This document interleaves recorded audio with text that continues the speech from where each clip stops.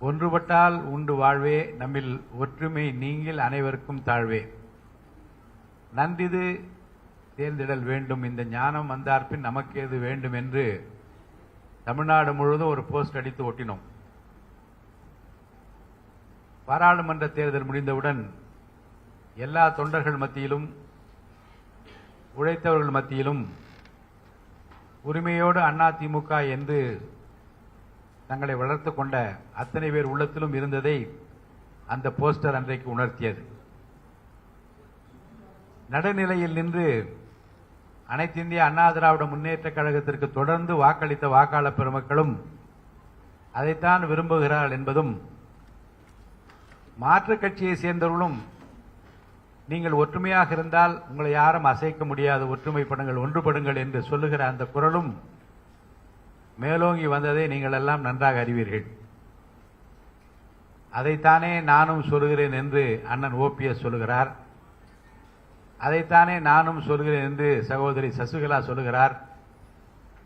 இணைந்தால் நல்லதுதான், ஆனால் நான் தனி இயக்கம் நடத்தி கொண்டிருக்கிறேன், பின்னால் பார்க்கலாம் என்றும் அருமை சகோதரர் தினகரன் சொல்லுகிறார். ஆக 4 வேறு கூறுகளாக பிரிந்திருக்கிற அனைவரும் விரும்புவது ஒற்றுமையைத்தான். இடையில் அருமை சகோதரர் கே.சி. பழனிசாமி அவர்களுக்கும் எனக்கும் உடல்நலக்குறைவு ஏற்பட்டு ஒரு 2 மாத காலமாக ஒரு தொய்வான சூழ்நிலை இருப்பது போன்ற எண்ணம் உங்களுக்கு ஏற்பட்டிருக்கலாம். நான் உடல்நலக்குறைவு ஏற்பட்டிருந்த நேரத்தில் நேரிலே வந்து என்னை பார்த்து நலம் விசாரித்த மாண்புமிகு அண்ணன் ஓபிஎஸ் அவர்களுக்கும், ஐயா திரு ஜி.கே. வாசன் அவர்களுக்கும், திரு மனோஜ் பாண்டியன் அவர்களுக்கும், மற்றும் 4 பிரிவுகளிலே இருந்தாலும் கூட பிரிவுகளை பார்க்காமல் உள்ளத்தை பார்த்து உடல்நலம் விசாரித்த அத்தனை அனைத்து இந்திய அண்ணா திராவிட முன்னேற்ற கழக முன்னணி தலைவர்களுக்கும், எந்த கட்சியில் இருந்தாலும் நம்மீது அன்பு வைத்திருக்கிற எல்லா இயக்கத்தை சேர்ந்த நண்பர்களுக்கும் என்னுடைய நெஞ்சார்ந்த நன்றியை நான் தெரிவித்துக் கொள்கிறேன். இந்த பாச உணர்வும் நேச உணர்வும் புரட்சித் தலைவர் நமக்கு கற்றுத்தந்த ஒன்று. ஒருமுறை நான் உடல்நலக் குறைவு ஏற்பட்டு சென்னை பொது மருத்துவமனைக்கு சிகிச்சைக்காக செல்ல வேண்டிய சூழ்நிலை ஏற்பட்டது. நான் புரட்சித் தலைவர் அவர்களை பார்த்து அவரிடம் தகவல் சொல்லிவிட்டு செல்லலாம் என்று ராமாபுரம் தோட்டத்திற்கு சென்றேன். என்ன பிரச்சனை என்று கேட்டார். நான் சொன்னேன், எந்த மருத்துவர் என்று கேட்டார்.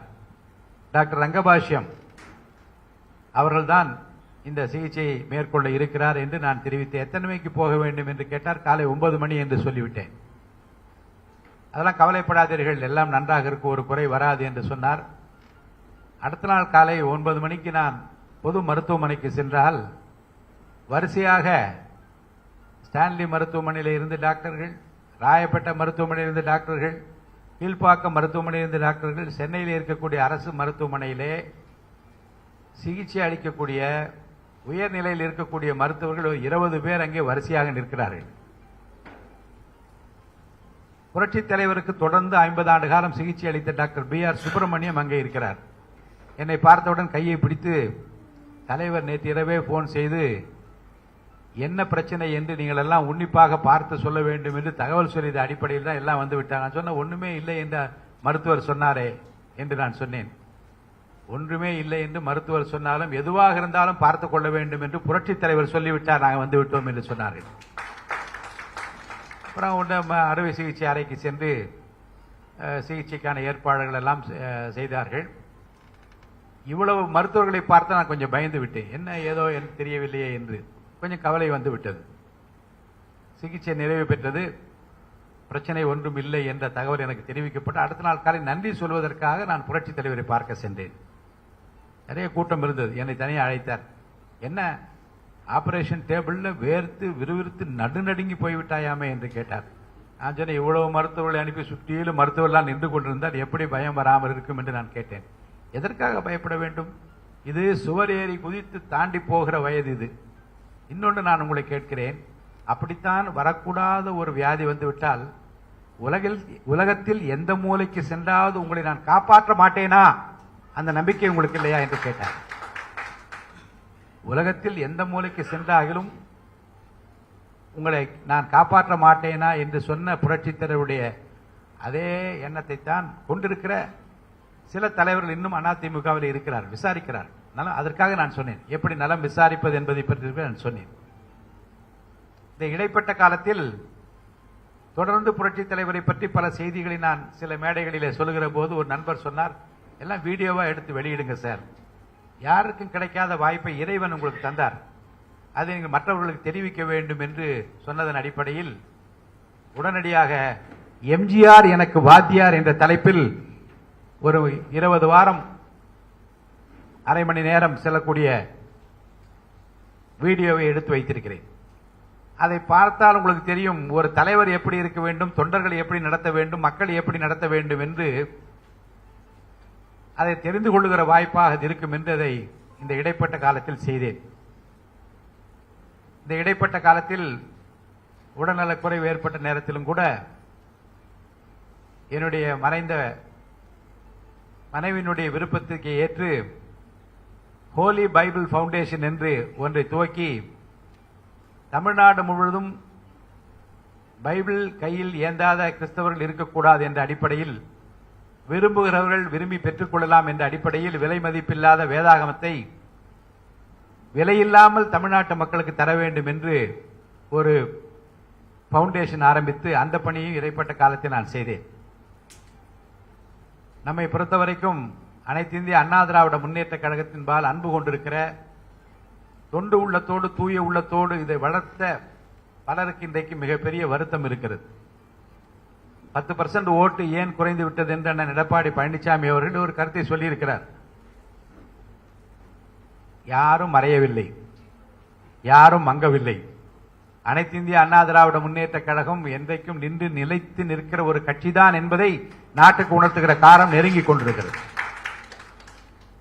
இதில் என்ன பார்க்க வேண்டும் என்று சொன்னால், இணைய வேண்டும் இணைய வேண்டும் என்று எல்லோரும் சொல்கிறார்கள். ஆனால் நாங்கள் மூவரும் இணைந்து இன்னும் சிலரை வெளியில பெயர் சொல்ல விரும்பாத பல தலைவர்கள் எல்லாம் இணைத்துக் கொண்டுதான் இந்த பணியில தொடர்ந்து பாடுபட்டுக் கொண்டிருக்கிறோம். என்ன பேசுகிறோம் என்பதையும் என்ன தகவல் பரிமாறப்படுகிறது என்பதையும் அதை சொல்லி யாரையும் சங்கடப்படுத்தக்கூடாது என்று விரும்புகிறோம். இப்போது கூட மாண்புமிகு அண்ணன் எடப்பாடி பழனிசாமி அவர்கள் இது பொதுக்குழு தீர்மானம், நீக்கப்பட்டவர்கள் நீக்கப்பட்டவர்கள் தான், சேர்ப்பதற்கு இடமில்லை என்று ஒரு இடத்துல அவர் பேசியது நான் பார்த்தேன். பொதுக்குழு தீர்மானம் என்றெல்லாம் அண்ணன் எடப்பாடி பழனிசாமி அவர்கள் சொல்வது எனக்கு வியப்பாகிறது. ஏனென்றால் இந்த அனைத்து இந்திய அண்ணா திராவிட முன்னேற்ற கழகத்திற்கு கிடைத்திருக்கிற தொண்டர்களைப் போல வேறு எந்த கட்சிக்கும் கிடைக்க மாட்டார்கள். ஒரு பொதுக்குழுவை கூட்டுவார்கள், சசிகலாவை பொதுச் செயலாளர் ஆக்க வேண்டும் என்றாலும் கைதட்டுவார்கள். அடுத்து அதே பொதுக்குழு மீண்டும் கூட்டி சசிகலாவை நீக்க வேண்டும் என்று சொன்னாலும் கைதட்டுவார்கள். அதே பொதுக்குழுவை மீண்டும் கூட்டி ஒருங்கிணைப்பாளர் இணை ஒருங்கிணைப்பாளர் என்று வர வேண்டும் என்று சொன்னாலும் கைதட்டுவார்கள். அது என்ன காரணம் என்றால், தலைமை என்ன சொல்லுகிறதோ அதை ஏற்றுக்கொள்கிற தூய உள்ளமிக்க தொண்டர்கள் அதிமுகவில் இருப்பது போல எந்த கட்சிக்கும் கிடையாது. ஆனால் எடுக்கிற தலைமை நல்ல முடிவாக எடுக்க வேண்டும், ஏற்புடைய முடிவாக இருக்க வேண்டும். இப்போது அவர் சொன்னார், இது என்னுடைய முடிவல்ல. அவர் சொல்ல விரும்புவது என்ன என்றால் கொஞ்சம் விளக்கமாக அவர் சொல்ல, இது என்னுடைய முடிவல்ல, நான் சர்வாதிகாரமாக எடுக்கவில்லை, இதை பொதுக்குழுவில் வைத்தேன், இது பொதுக்குழு தான் எடுத்தது என்று சொல்லி நிறுத்திவிட்டார். நான் சொல்லுகிறேன், இது பொதுக்குழு தான் எடுத்தது, மீண்டும் பொதுக்குழுவை கூட்டி சேர்க்கலாமா வேண்டாமா என்று வையுங்கள், சேருங்கள் என்று குரல் ஓங்கி ஒலிக்கிறதா இல்லையா என்பதை பாருங்கள். அதே பொதுக்குழு மாறி பேசக்கூடிய வாய்ப்பு உங்களுக்கு உருவாகும். ஆக பொதுக்குழு தீர்மானம் என்பது மாற்ற முடியாதல்ல, மறைக்க முடியாதல்ல. நினைத்தால் கூட்டலாம், எண்ணம் இருந்தால் வழி பிறக்கும். அதைத்தான் இன்றைக்கு அங்கே இருக்கிற பல தலைவர்களும் வலியுறுத்தி கொண்டிருக்கிறார்கள். வேதனையிலே வெம்பிக் கொண்டிருக்கிறார்கள், வருத்தப்படுகிறார்கள். என்ன சொன்னாலும் கேட்க மாட்டேன் என்கிறாரே என்கின்ற அந்த வருத்தம் அவர்களுக்கு நிறைய இருக்கிறது.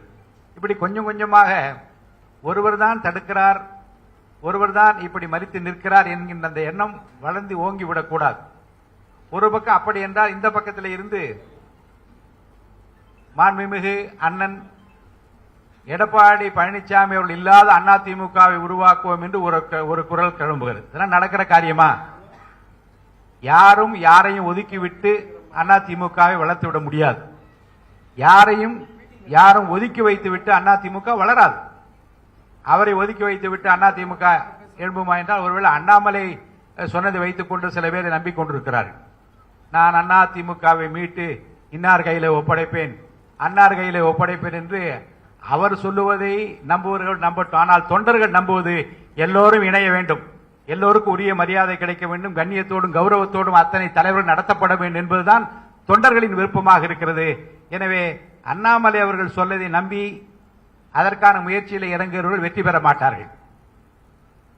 அதிமுகவை மீட்க வேண்டிய பொறுப்பு தொண்டர்கள் கையிலே இருக்கிறது. அதிமுக வளர்த்தவர்கள் தொண்டர்கள் உதிரத்தை கொட்டினார்கள், உயிரை கொடுத்தார்கள். நான் ஏற்கனவே சொன்னது போல சொத்தை விட்டு இந்த கட்சியை காப்பாற்ற துடித்தவர்கள் ஏராளம். எல்லாவற்றையும் இழந்திருக்க 90 விழுக்காடு தொண்டர்கள், ஒரு 10 விழுக்காடு தான் இயக்கத்திலே உழைத்து இயக்கத்தின் மூலமாக தங்களை வளர்த்துக் கொண்டவர்கள் இருக்கலாம். ஆனால் 90 விழுக்காடு தொண்டர்கள் இன்றைக்கு வீதியிலே நின்று இன்னமும் வணங்கி அந்த தலைவர்களுக்கு மரியாதை செலுத்திக் கொண்டிருக்கிற காட்சிகளை தமிழ்நாடு முழுவதும் பார்த்துக் கொண்டிருக்கிறார். அதைத்தான் நம்முடைய அருமை அண்ணன் புகழேந்தி அவர்கள் ரொம்ப வேகமாக நேற்று வந்தார். நான் கொஞ்சம் உடல்நலக் குறைவு என்று அவரே களத்தில் இறங்கிவிட்டார். எப்படி பேனர் போட வேண்டும், என்ன வாசகங்கள் போட வேண்டும், எப்படி இருக்க வேண்டும் என்று உடனடியாக ஒரு நாளிலே எடுத்த அந்த முடிவின்படி தான் மண்டல வாரியாக இங்கே முக்கிய நிர்வாகிகளை மட்டும் உடனே அழைத்து பேச வேண்டும் என்று விரும்பி அந்த முக்கிய நிர்வாகிகளை இங்கே உங்களிடம் அழைத்து வந்திருக்கிறார்கள். இவர்கள் என்ன செய்ய வேண்டும், எந்த பணியை மேற்கொள்ள வேண்டும் என்பதை பற்றியெல்லாம் விரிவாக ஒரு 9 தீர்மானங்கள் 13 தீர்மானங்கள் இங்கே நிறைவேற்ற இருக்கிறார்கள். அது பட்டி தொண்டி எங்கும் ஒலிக்க வேண்டும். இது நம்முடைய குரலாக இருக்க வேண்டும், தொண்டர்களின் குரலாக இருக்க வேண்டும். ஏனென்றால் சொன்னோம், கடிதம் எழுதினோம், பேச விரும்பினோம், கருத்துக்களை பரிமாறினோம். ஆனால் கேட்பார் இல்லாமல் எப்படி நடக்குமோ பார்த்து விடலாம் என்று இந்த விஷயத்தை ஒரு தனிப்பட்ட கௌரவமாக எந்த தலைவரும் எடுத்துக்கொள்ளக்கூடாது. இந்த கட்சியால் வளர்ந்தீர்கள், இந்த கட்சியால் உருவாக்கப்பட்டீர்கள். புரட்சி தலைவராலே வளர்ந்தவர்கள் ஏராளம், புரட்சி தலைவர் அம்மா அவர்களாலே வளர்ந்தவர்கள் ஏராளம். ஒன்று நினைத்து பாருங்கள், உங்களை வளர்த்துவிட்ட அந்த தலைவருக்கு நீங்கள் செய்வது நியாயம்தானா? உங்களை வளர்த்த அந்த தலைவர்கள் என்ன விரும்பினால் அதை செய்யாமல் இந்த கட்சியில் எந்த பொறுப்பில் இருந்தாலும் அது ஏற்புடையதாக இருக்குமா? எந்த தியாகமும் செய்ய தயார் என்று மாண்பு அண்ணன் அவர்கள் சொல்லியிருக்கிறார்கள். நான் உங்களை எல்லாம் விரும்பி வேண்டி கேட்டுக்கொள்ள, அவர் உட்பட அனைவரையும் கேட்டுக்கொள்வது, சகோதரி சசிகலா உட்பட, தினகரன் உட்பட எல்லோரையும் நான் கேட்டுக்கொள்வது, எங்களுக்கு எந்த பதவியும் வேண்டாம். அனைத்து இந்திய அண்ணா திராவிட முன்னேற்ற கழகம் எங்களை ஏற்றுக்கொள்ளட்டும். வந்த பிறகு பொதுக்குழுவை கூட்டி அந்த பொதுக்குழுவிலே தொண்டர்களும் மற்ற தலைவர்களும் கலந்து பேசி என்ன பொறுப்பு கொடுத்தாலும் ஏற்றுக்கொள்கிறோம் என்கின்ற அந்த நிலைமை உருவாக வேண்டும். என்றால் அனைத்து இந்திய அண்ணா திராவிட முன்னேற்ற கழகத்தில் யாரும் எந்த கண்டிஷனும் போட்டு இந்த கண்டிஷனை ஏற்றுக்கொண்டால்தான் என்று சொல்லுகிற நிலைமை இப்போதைக்கு இல்லை. யாருடைய பிடிவாத குணத்தினாலும் இந்த கட்சி அழிந்துவிடக்கூடாது என்று நாங்கள் கவலைப்படுகிறோம். நாங்கள் 3 பேர் கவலைப்படுவது மட்டுமல்ல, தமிழ்நாடு முழுவதும் இருக்கிற ஒட்டுமொத்த தொண்டர்களும் என்ன கவலைப்படுகிறார் என்றால், விட்டுக் கொடுத்து பேச்சுவார்த்தை நடத்தி சமாதான முறையில் யார் யாருக்கு என்ன கௌரவமான பொறுப்புகள் வழங்கப்பட வேண்டும் என்பதையெல்லாம் பொதுக்குழு தீர்மானித்து அதை நிறைவேற்ற வேண்டும் என்ற விருப்பத்தை தான் வெளியிட்டுக் கொண்டிருக்கிறார்கள். இன்னொன்று, யாரோடு யார் கூட்டணி இருக்க வேண்டும் என்பதை பற்றி இப்போது பேச தேவையில்லை. எந்த கூட்டணியில் யார் இருக்க வேண்டும், யாரை சேர்க்க வேண்டும் வேண்டாம் என்பதை பற்றி எல்லோரும் ஒன்றாக இணைந்த பிறகு கூடி பேசி தலைவர்கள் ஒரு முடிவெடுத்து அதை பொதுக்குழு செயற்குழுவில் வைத்து தேர்தல் நேரத்தில் யாரோடு இருக்க வேண்டும் என்று பொதுக்குழு தீர்மானித்தால் அந்த தீர்மானத்தின்படியே வைத்துக் கொள்ளலாம். யார் யாரை சேர்த்துக் கொள்ளலாம், யார் யாரை விடுவித்து விடலாம் என்பதை பற்றி தேர்தல் நேரத்தில் முடிவெடுத்துக் கொள்ளலாமே தவிர, சேருகிற போது அதை ஒரு கண்டிஷனாக வைத்து யாரும் பேசிவிடக் கூடாது என்கின்ற கவலையும் தொண்டர்களுக்கு இருக்கிறது. ஆக ஒன்றை மனதிலே வைத்துக் கொள்ளுங்கள், தொண்டர்கள் கூடி முடிவெடுக்கிற ஒரு கட்சி. தொண்டர்களை கேட்டுத்தான் புரட்சி தலைவர் முடிவெடுத்தார். தொண்டர்கள் உள்ளம் அறிந்துதான் புரட்சி தலைவர் அம்மா அவர்கள் முடிவெடுத்தார்கள். அந்த தொண்டர்கள் உள்ளம் அறிந்திருக்கிற நீங்களும் அந்த உணர்வுகளை மதிக்க வேண்டும் என்று நாங்கள் அத்தனை பேரையும் கேட்டுக்கொள்கிறோம். அனைத்து இந்திய அண்ணா திராவிட முன்னேற்ற கழகத்திற்கு மிகப்பெரிய வரலாறு இருக்கிறது. அண்ணன் துரை கருணா அவர்கள் புள்ளி விவரத்தோடு அவற்றை எல்லாம் சொல்லுவார். அவ்வளவு சிரமப்பட்டு வளர்த்த இந்த கட்சியை யாருடைய பிடிவாதத்தினாலும் இழந்துவிடக்கூடாது என்ற கவலை எங்களுக்கு வந்திருக்கிறது. காலம் தாழ்த்தக்கூடாது. நல்ல தருணம் இது. இந்த தருணத்தை பயன்படுத்திக் கொள்ள வேண்டும். இதைதான் ஒரு வேண்டுகோளாக நாங்கள் 4 பெரும் தலைவர்களுக்கும் வைக்க விரும்புகின்றோம். அதிலே யார் தவறம் செய்தாலும், யார் அதிலே குற்றவாளியாக தொண்டர் மத்தியில் நிற்பார் என்பதை காலம் முடிவு செய்யும். அனைத்து இந்திய அண்ணா திராவிட முன்னேற்ற கழகம் வீடு நடைபெற்று பெருமிதத்தோடு இன்னும் மக்களுக்கு ஆற்ற வேண்டிய பணிகள் ஏராளம் இருக்கிறது. தமிழ்நாட்டை பொறுத்த வரைக்கும் திராவிட முன்னேற்ற கழகத்திற்கு எதிராக அனைத்து இந்திய அண்ணா திராவிட முன்னேற்ற கழகம் என்றைக்கு வெற்றி கொடியை நாட்டுகிற அந்த தருணம் உருவாகிவிட்டது. ஆனால் சரியான நேரத்தில் சரியான முறையில் அதை பயன்படுத்திக் கொள்ளாவிட்டால் காலம் நம்மை மன்னிக்காது. இதை உணர்த்தத்தான் இங்கே வந்திருக்கிற மண்டல பொறுப்பாளர்களாக இருக்கிற பல்வேறு மாவட்டங்களில் வந்திருக்கிற நம்முடைய அருமை தலைவர்களுக்கு உங்கள் மூலமாக இந்த செய்திகள் பட்டி தொட்டி எங்கும் எட்ட வேண்டும் என்ற அந்த விருப்பத்தின் அடிப்படையில் இங்கே உங்களை எல்லாம் அழைத்திருக்கின்றோம். நாம் இதிலே கொஞ்சம் காலம் தாழ்த்தினாலும் 2 மாத காலமாக ஒரு தொய்வான நிலை ஏற்பட்டாலும் கூட விரைந்து ஒரு மாத காலத்திற்குள்ளாக இந்த பணிகள் முடிக்க வேண்டும் என்று விரும்புகிறோம். 1 மாத காலத்திற்குள்ளாக நிச்சயமாக கழகம் இணையும் என்று நம்புகிறோம். என்றால் அண்ணன் எடப்பாடி பழனிசாமி அவர்கள் கூட சொன்னார்கள், டிசம்பரில் சேருமா பிப்ரவரியில் சேருமா என்றெல்லாம் ஆருடமே அல்ல. ஆண்டவன் நினைத்தால் அது யாரும் தடுக்க முடியாது. இறைவன் அருள் இருந்தால், புரட்சித் தலைவர் எம்ஜிஆருடைய ஆசையும் புரட்சித் தலைவர் அம்மாவுடைய ஆசையும் இருந்தால் யாரும் இந்த இயக்கத்தை அசைக்க முடியாது என்பதை நாடு பார்க்கும். மீண்டும் நான் சொல்லுகிறேன், ஒரு நிமிடம் கண்ணை மூடி 4 பெரும் தலைவர்களும் நீங்கள் எல்லாம் எப்படி இருந்தீர்கள், எப்படி வளர்ந்தீர்கள், நாங்களெல்லாம் எப்படி இருந்தோம், எப்படி வளர்ந்தோம் எண்ணி பாருங்கள். இந்த இயக்கம் உங்களுக்காக என்ன செய்தது என்பதை சிந்தித்து பாருங்கள். இனி போட்டி பொறாமையோடு கொச்சரிப்போடு ஆத்திரத்தோடு அணுகிற நேரம் அல்ல. எல்லாவற்றையும் மறந்துவிட்டு தியாக உள்ளத்தோடு தொண்டு உள்ளத்தோடு இறைவனை நம்பி புரட்சித் தலைவர் எம்ஜிஆர் புரட்சித் தலைவி அம்மா இவர்கள் இருவர்கள் போட்ட அந்த கோட்டை தாண்டாமல் இந்த இயக்கத்தை வளர்ப்பதற்குரிய வழிகளை காணுங்கள் என்று நான் உங்களை தாழ்பணிந்து கேட்டுக்கொள்கிறேன். நம்முடைய அருமை சகோதரர் புகழேந்தி அவர்கள் தமிழ்நாடு முழுவதும் முழங்கிக் கொண்டிருக்கிறார். நான் ஒரு முறை அவரிடம் சொன்னேன், அண்ணா நீங்கள் எந்த கட்சியில் எந்த பொறுப்பிலே இருக்கீர்கள் என்று பார்த்து உங்களை மக்கள் மதிக்கவில்லை. உரிமையோடு பேசுகிறார், ஓங்கி குரல் எழுப்புகிறார். எந்த சந்தர்ப்பமாக இருந்தாலும் யாருக்கும் பயப்படாமல் கருத்துக்களை தெரிவிக்கிற ஒரு மாபெரும் கொள்கை பரப்பு செயலாளர் அண்ணன் புகழேந்தி என்று மக்களுக்கு தெரியும். அந்த வகையில் நீங்கள் ஆற்றுகிற பணிகளை தொண்டர்கள் என்றைக்கு நினைவிலே வைத்துக் கொள்வார் என்று நான் சொன்னேன். அதே போன்றுதான் சகோதரர் KC பழனிசாமி அவர்கள், அவருக்கென்று ஒரு சுற்றுவட்டம் பெரிதாக இருக்கு. தமிழ்நாடு முழுவதும் அவரை அறியாதவர்கள் இல்லை என்று சொல்லக்கூடிய அளவிற்கு தான் பேசுகிற பேச்சுகளின் மூலமாக எழுத்துக்களின் மூலமாக தொண்டர்களின் உள்ளத்தில் நிலையான இடத்தை அவர் பெற்றிருக்கிறார்.